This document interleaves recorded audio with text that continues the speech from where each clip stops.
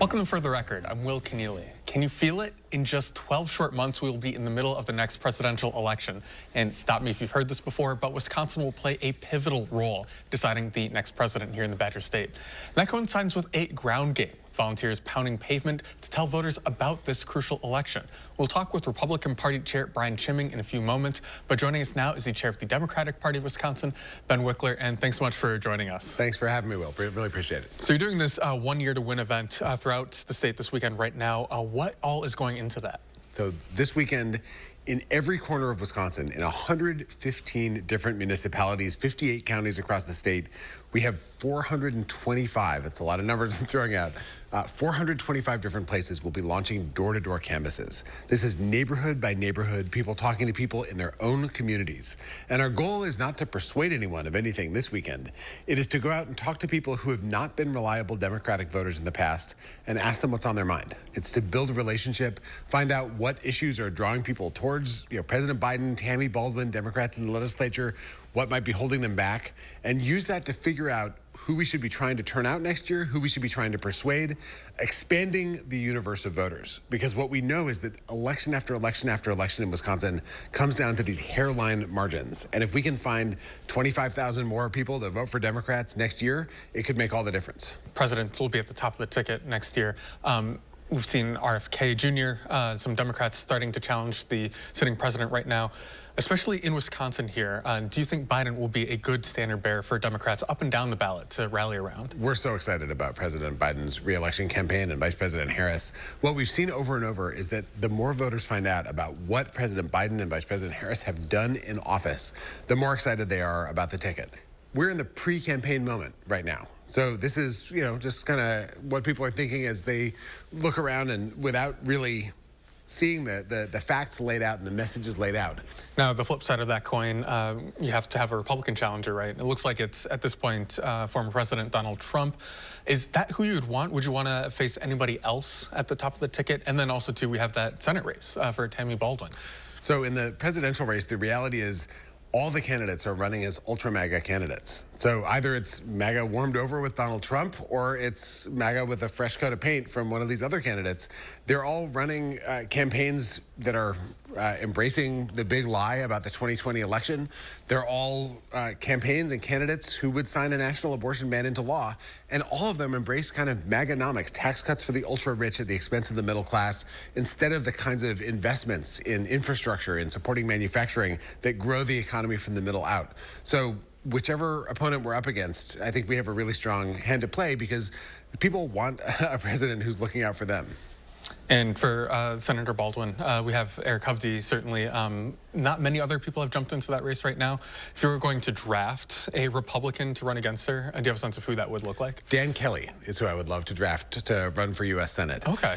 If that didn't come together, each of these Republicans has the same MAGA problem. And, in Eric Hovde's case, he's in Laguna Beach, California, near his giant bank. He's one of Orange County's most influential people, 2 times running. It's unclear why he thinks Wisconsin is the place where he should run for Senate, but I don't think Wisconsinites are trying to draft him to move back to the Badger State to challenge Tammy Baldwin, who they know is fighting for them no matter whether you're a rural voter, suburban, or live in a city.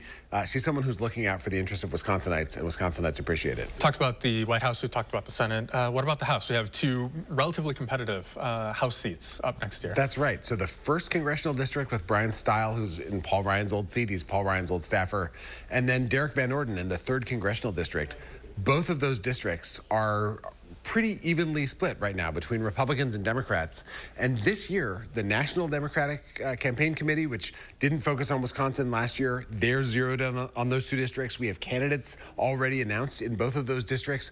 I think there's a real chance that voters, given the option to remove the people who are responsible for the new Republican Speaker of the House, Mike Johnson, who wants to criminalize same-sex relationships and pass a national abortion ban, there's a real chance voters will go in a different direction. And if you can imagine it, Wisconsin could have a 4-4 congressional delegation, 4 Republicans, 4 Democrats, for a state that is split 50-50 when you look at the general voting public. And so last time around, Democrats were largely on the ground upset for the DNC or DCCC not pitching in enough for that race. Do you have anything that would, sway their concerns or assuage their concerns on that front? Well, the National Democratic Congressional Campaign Committee was just on defense last time. They were only defending incumbent Democrats. The 3rd Congressional District was an open seat, the first as a Republican incumbent. Across the country, Democrats lost a bunch of different seats. This election cycle, they are on offense. They have been very public that their goal is to win a majority of the United States House. And the road to a majority in the House, the same as it does for the Senate majority and the Electoral College majority, it runs through the Badger State. So a little bit of a hypothetical here.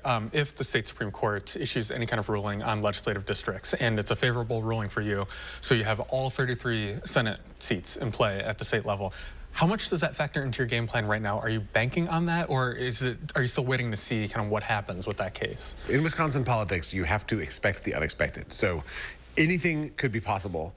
If the current maps stand, then we'll be fighting against the Republican attempt to get supermajorities in both legislative chambers. They already have it in the Senate. They would be trying to get it in the state assembly. If we went all the way to the other end and had fair maps where each side had a 50-50 shot, if the vote is split evenly, then the legislative districts would be split evenly. That would mean there are competitive districts all over Wisconsin in places that have been rigged for the last 12 years.